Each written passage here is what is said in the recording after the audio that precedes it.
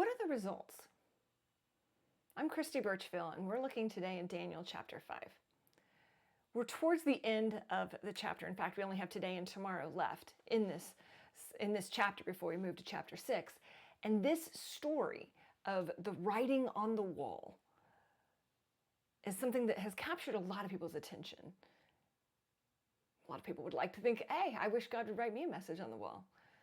Well, I'm thinking this king probably not so excited about that message. Now, if you've missed any of the sessions leading up to this, there's a link in the description below. You can always click on that to go through and get caught back up. But let's read the results. Daniel chapter 5, verse 29.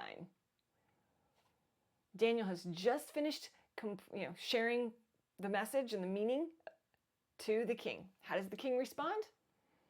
Verse 29, then, at Belshazzar's command, Daniel was clothed in purple, a gold chain was placed around his neck, and he was proclaimed the third highest ruler in the kingdom.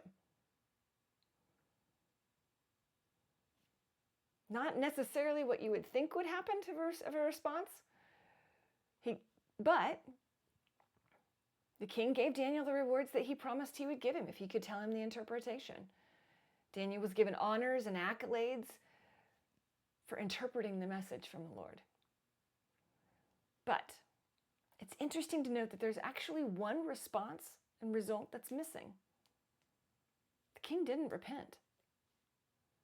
Previously, when Daniel had brought a message like this to the king, King Nebuchadnezzar, the king would repent.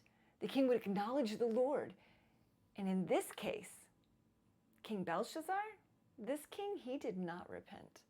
We have no indication that Daniel's message to the king made any kind of impact on the king's life. The king did what he said he was going to do by rewarding Daniel, but he did nothing to acknowledge the God of all gods.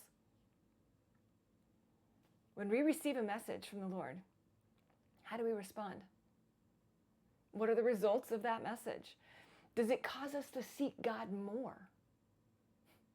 Are we looking for God more, or do we simply go on about our business for the day and not change anything with regards to our relationship with God?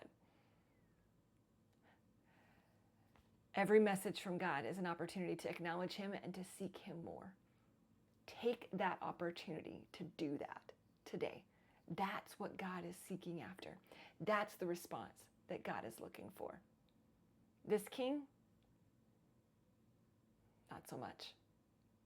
Don't be like that. Make sure you subscribe. We've got one more day in this chapter before we move on to chapter 6, so you don't want to miss the final results. Thanks.